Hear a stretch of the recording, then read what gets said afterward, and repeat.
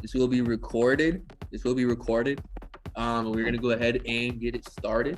With that being said, guys, if you don't know, or if you do know, I'll introduce myself. My name is Jordan Eckel. I actually grew up in a small town in Illinois. I got started trading forex about 4 years ago when I was playing in college. I was playing college basketball, and I was looking for something to replace, basketball. That was what I did my whole life, put everything into it, and I was looking for a way to make money. So that's when I found out about forex about 4 years ago, and throughout the last 4 years, I've experienced many ups and downs. I've achieved a lot of success. I made six figures trading back in 2019. And in 2020, I got 300K FTMO accounts funded. And then in 2021, I took the entire year off. 2022 mostly also took off. And just recently getting back on the charts the last like 2 months or so. Been really focused on spirituality, on God, on my soul, really focused on, deeper level awareness of myself. And it's pretty interesting to come back, to the charts with a new level of awareness, starting over fresh. Very excited to see what happens moving forward. I was by myself as always, but last 2 months getting back, pretty consistent as far as what we've been doing this last week. As we shared many of the trades in the chat or in the channel, we share many of them. I'm going to be sharing with you guys what we went over, what we were looking for from the very beginning. Now, if you look in the Telegram, there you would have seen, I believe it was sometime last week, perhaps on Friday or Thursday last week, whenever it was, we sent out a couple different areas that we were looking at. And a lot of times, when it comes to gold, what we do is we follow this trading plan, and I've made this trading plan in other videos. And before I get into the charts itself and go into the trading side of things, it's really important we get into the whole concept of the trader, himself. And a lot of times when we're learning about trading and we're reaching out for help and mentorship, and we want to know what the setups are, what the entries are, what the exits are. We want to know all that, but we're not realizing it's really more about the trader. It's really more about the ability to execute. It's really more about the ability to handle our emotions and be able to practice delayed gratification and long-term consistency. Something that I experienced early on in my journey was making money very fast. I had $100,000 year two, and I had multiple $10,000 and $20,000 months as well. Very quickly, I got this level of overconfidence where I felt like I could never lose. I experienced 19 wins in a row, 15 wins in a row. So I experienced having those accounts like that, and blown accounts, getting overconfident. And I can tell you that it really comes down to having a trading plan, and it comes down to being able to execute the trading plan properly without having too much emotional errors. Are you guys familiar of the educator Mark Douglas? You guys familiar? You can drop a 1 in the chat, or say yes or C, right? If you guys have actually heard of Mark Douglas, he's a very highly recommended resource when it comes to trading psychology. Mark Douglas, he's a huge resource. He's the author of books, Trading in the Zone and The Disciplined Trader. And when I was reading the book Trading in the Zone for the first time, it really blows my mind when I'm reading it. So I'm like, he knows every thought I've ever thought when it comes to trading. He knows every emotion I've ever felt. Somehow he knows, and we all do the same thing. We have the fear of missing out, fear of loss, the fear of being wrong, And a lot of times, us being attached to one thing happening cause us to make emotional errors trading, guys. Because let's be real. Quite frankly, whether you're trading smart money concepts or whether you're trading what other strategy I recommend you're doing smart money concepts. But we understand, how the markets move. And we understand what we're looking for. And if you're new, you may not know yet, or maybe you're just starting to learn. I don't know how much experience everyone has on here. You can feel free to mention in the comments, how long you've been trading and kind of where you're at in your journey, kind of see like what type of audience we're actually working with, right? Because for me, it didn't take long for me to understand the charts, right? It didn't take long for me to develop a plan. And through the years, it's been more about being able to execute an actual plan, lowering what Mark Douglas calls the profit gap. He calls it the profit gap, which is the difference between the profit you would have made if you had followed your trading plan and the profit you actually ended up making. Right? He calls that the profit gap. Right. So my focus, especially coming around this time after making a lot of money, losing a lot of money, this time around, I see trading as, I'm making sure I'm focused on lowering the profit gap. And I'll share with you a little bit of a structure that I've used to pass over 5 different FTMO challenges now for a trading plan. Because when you really do the math, you understand that you don't have to make it all today. You don't have to make it all this week. You don't have to make it all, this trade. If you play football, right, you don't have to score a touchdown on the first play. You just have to advance the ball. You advance the ball enough, you're going to get a first down. And you get enough first downs, you move the ball down the field. And eventually, you're going to end up scoring, right? So that's kind of what trading is. You don't have to score a touchdown every play. You don't have to throw a Hail Mary every play, right? Or if you're in baseball, Luke Longmire, the creator of Gold Cup, he always compares it to baseball. He says, just take the easy singles every time. Don't try to swing for the fences on trading. A lot of times we get overconfident and we swing for the fences. It probably happens to that's the basics. It's the basics. We could go over that too. But the trading plan is number one, what pair are you trading? Right? I've found from what I've learned from my experience and from a lot of the educators that I learned from, typically when you have, one main pair, 1 to 3, really, you don't want to go too far above that. It makes things easier. And what I've found in my experience is if I go over 1 to 3 pairs that I'm trading, it gets hard to track. You lose track. You have random entries, random exits. You lose track of everything. And then what happens is you're not aware of where you are. And then it can just keep getting random, the slippery slope. And then next thing you know, like on paper, you're up, you're like 4-1 or 4-2. But like you had a bunch of random entries that you over leveraged on or didn't track, and then you lose track of it. So what I found is simplicity is key, because whatever is measured can get accomplished, right? Whatever is measured gets accomplished. But if you're having trouble measuring it, I found for me, it's when I trade too many pairs is one. And then another thing that's hard to track, right, is when you enter at random times during the day, right? So for example, for me, this is what my trading plan looks like, right? I trade gold, 80 to 90% of my trades are gold, if not more. And I trade from 7 a.m. to 9 a.m.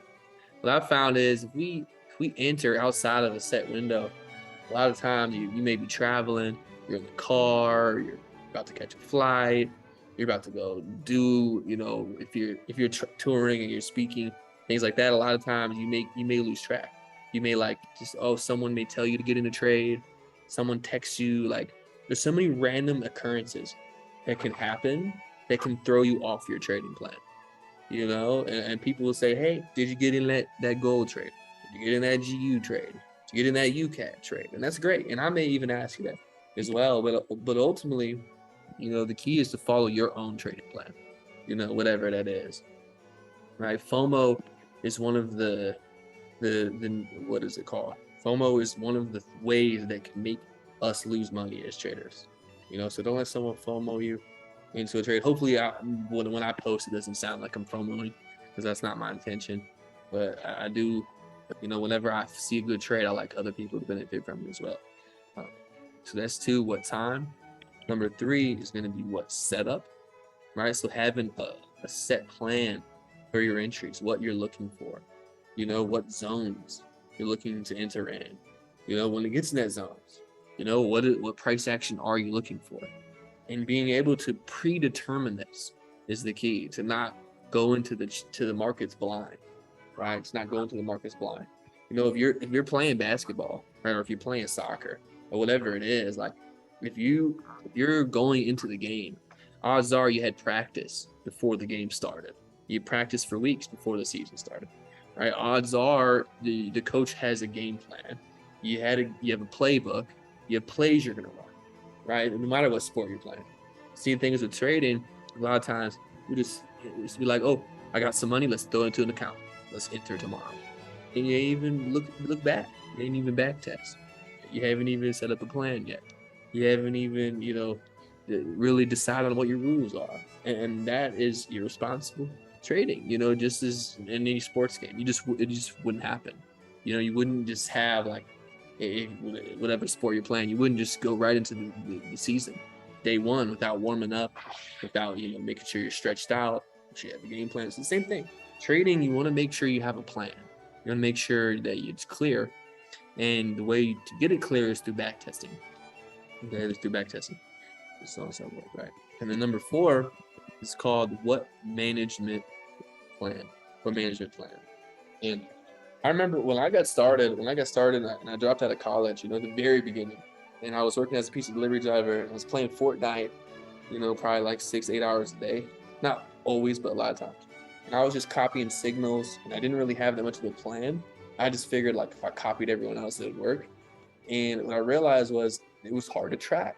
It's hard to track when you have 5-6 trades getting called up every day. You have all different apps.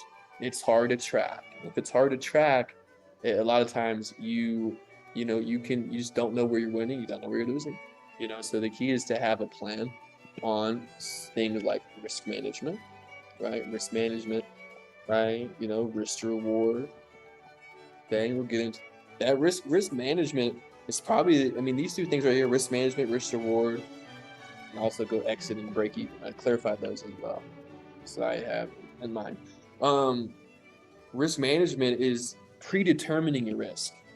Okay, predetermining your risk, and anyone that's done gambling before and has or experienced making a lot of money trading fast, there's this concept where it's like you think that it just can't go wrong, right? You may have over leveraged once and it worked, and then you win, and you're like, wow, like I can just keep doing this forever because I'm never gonna lose. Or what makes a difference? By the time I would have lost, my wins would make up for it. That's fine. That may work for a few days, maybe a few weeks. It could last for a few months, but is it something that's long term? Is it something that's consistently gonna create you income over the time? And I found that we all know, every single trader who's ever began trading knows how to make money trading, right? We all know how to make money trading. We know how to mark up a chart. And what I found for me and for others is that a lot of times the challenging part isn't making money. It's actually keeping the money that you make, right? It's actually keeping the money you make. So avoiding those emotional errors, right? Or lowering the profit gap is actually the key of what to focus on rather than the charts itself. The charts are a great part. We want to make sure we know what we're doing.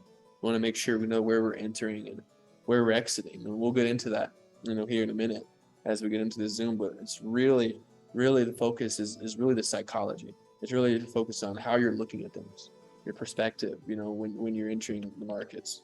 Are you doing so in a calm, centered, focused state of mind? Or is it being done from greed? Is it being done from fear? Is it being done from a place of lack? Is it being done from a place of need?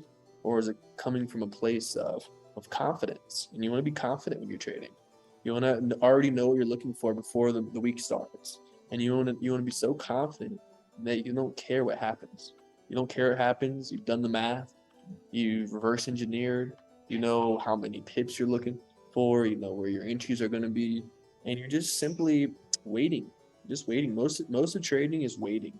It's actually just waiting for your areas to be hit. And it's being able to execute when they do hit and not second guessing that.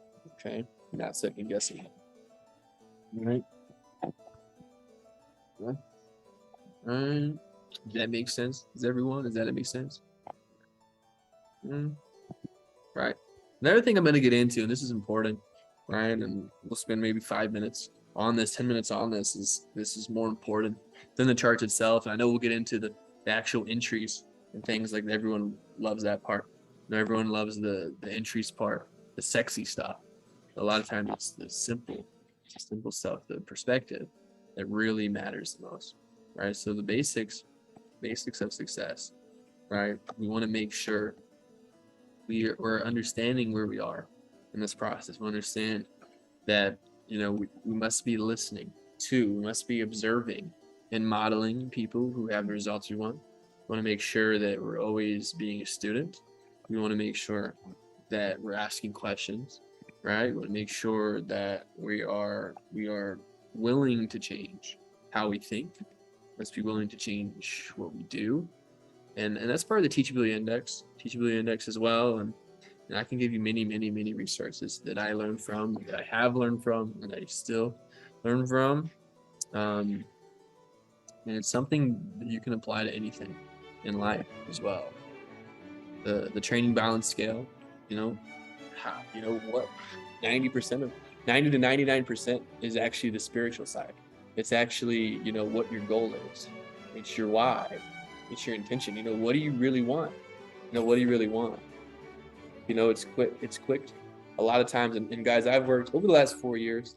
I've worked with probably 1,000 people, maybe 1,500 people in trading forex, and I've seen a lot of people come in and fail, and I've seen quite a few people succeed.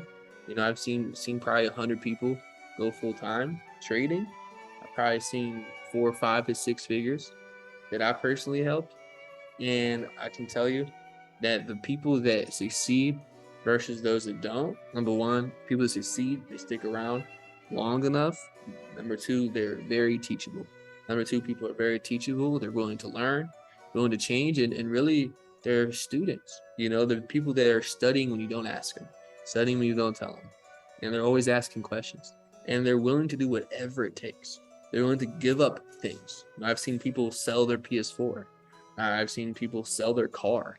I've seen people it's like when it really comes down to it, like the goals you have, the dreams you have, what you really want in life, what are you willing to sacrifice? What are you willing to let go? And for me, when I was about 9 months in, like I said, I was playing Fortnite 6 hours a day. And you could argue it probably wasn't that big of a deal because trading's only 2 hours a day. And what makes the difference? But I knew deep down that if I was giving all that energy to Fortnite, that was energy that I was not putting into my goals. So I had to change something if I really wanted to make it happen. And that's exactly what I did. I committed to myself that I sold my PS4. It was my favorite thing in the whole world. But back in 2018, that into 2018, early 2019, I realized if I'm really going to be a 6-figure earner, if I'm really going to travel the world like I say I want to, I have to be willing to sacrifice my old life. I have to be willing to sacrifice what I'm currently doing to be doing something else instead, right? And that's part of the teachability index as well. And the training balance scale is more about clarifying what you want. Because for a while, when I got started with trading, I was telling myself, I want to travel. I want to travel the world, and that's why I'm doing this. I want freedom. I want to travel wherever I want. I want to eat whatever I want and not worry about the price. How amazing is that? Whenever I want to travel, I book the flight. Whenever I want to go to the restaurant or the grocery store, I get whatever I want. I don't look at the price. That's all I wanted. So I didn't know what else to even write down. However, at the beginning, first 9 months, I was very vague about it. I wasn't specific. I never really clarified. It wasn't until I got to this point where I was very I was getting depressed because I blew an account. I wasn't getting results I wanted, and it wasn't until I clarified specifically that not that I wanted these things, that I decided that it was going to happen. That it was going to happen. That's the difference. You got to make a decision that it's going to happen. And I started writing down all the places I'm going to go, all the states I'm going to go to, all the countries, which I wrote down probably 50 places. I haven't been to all of them, but I've been over the last few years. I've been to probably 30 or 40 of the 50 places that I wrote down, and didn't happen until I made a decision that it was going to happen. And that's when everything changed. But that's training balance skill. Really, now that you have an opportunity like Forex, I don't know how long, and you guys maybe you've been trading for years, or maybe for a few months, I don't know. But you have the vehicle to really take you wherever you want to go. Right? There's always new levels to this. A lot of the people that I learned from, they're in year 8, they're in year 7, they're in year 9. And just seeing where they're at, I'm only year 4. So I'm like, wow, 4 more years? Wow. What can I really do in the next 4 years? If you're just beginning, just realize this isn't something you try out. And then that's just that. It's like, this is something that if you really put the time in, not only on the charts, right? It's if you put the time in on yourself, that's really what the difference maker is. You can put the time into yourself, meditation, getting to know yourself, getting to know your thoughts, getting to know how you feel, what triggers you emotionally, patience, discipline. These types of things are really what makes you successful long-term in trading, right? 4 steps to learning, right? And I'm not gonna get too deep into the details of the basics. I've gone over this and other things, but there's a process where we go from knowing nothing. We don't even know that we don't. We've never even heard of the word Forex before. And then there's a process where we go through where we're beginning to become aware of information. And then there's a process where we're applying that information, but we're messing it up. And then we get to the point eventually where we're applying the information, the right information, automatically. And that's where we want to get to. It's called unconscious competence, right? And we have a slideshow we can send, and I'm sure we'll do another time. But awesome. I wanted to outline this before we get into the charts. Hopefully that's okay. And let me know in the chat what everyone wants to see specifically. Save that if you like. I'm gonna go ahead and get into the trades we took this week. I believe we had about 4 wins and 2 losses this week or so, for a total of like 500 pips, something like that. I have to check. Okay, we have like 10 minutes. So let's make sure we get into this. Right? Let's see.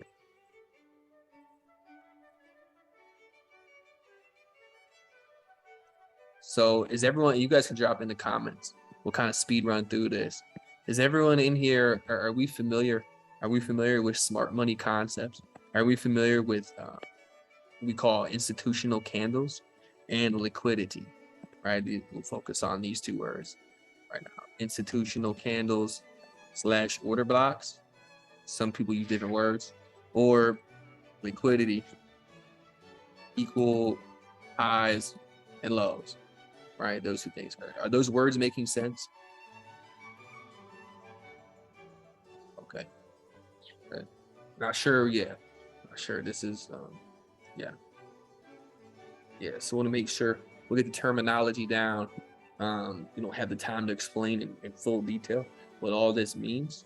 However, there is a boot camp that you can get access to if you'd like to learn more. Well, basically, there's a way that the markets move, and it's not a strategy. It's how the banks move the money in the markets. And if you look, especially at this week's trades, I mean, this was a really good week. I mean, this wasn't like a normal week. This was definitely a better than normal week. I mean, we caught like 500 or 600 pips. I have to look at the exact numbers. And we basically caught the high and the low of the week, like to the wick. So that's not because I'm smart. That's not because I'm good at trading. That's because I'm familiar with smart money concepts, and I was able to enter right where at the pretty much the precision spot. Okay, so this candle right here, if you look at it, it's the last up candle before this down move. And basically every candle every candle that you see is like us retail traders, we don't move the markets with our entries, with our standard lots, with our 0.10 lots. It's the banks that have 1,000 lots, 10,000 lots.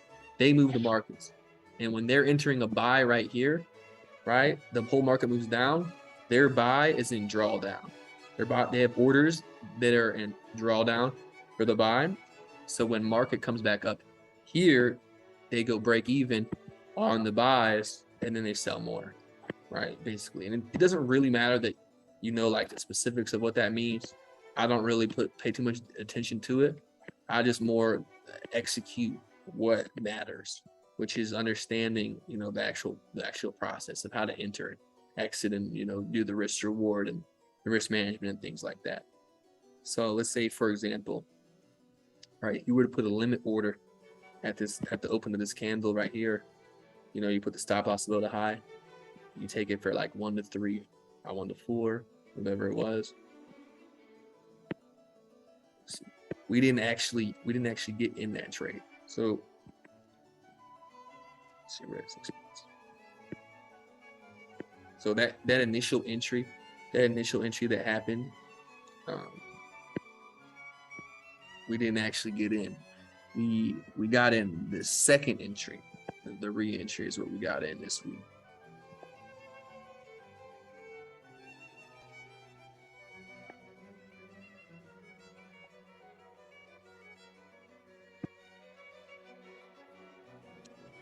So we caught something like that. That was trade 1 of the week. In the first trade, we had like a stop. We like got wicked out. It was some weird thing happened over there, but okay. And when gold was dropping, I don't know if you guys took these trades or if you saw it, but when gold was dropping, we were just waiting for it to go down to this candle right here. This order block candle. Yeah.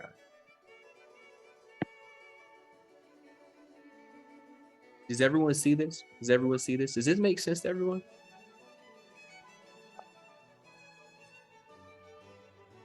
Does everyone see that the open of this candle? I don't know if I'm like speaking Chinese or if like this makes sense, but like the open of this candle is where price comes back to, and it wicks. Why does it wick right there?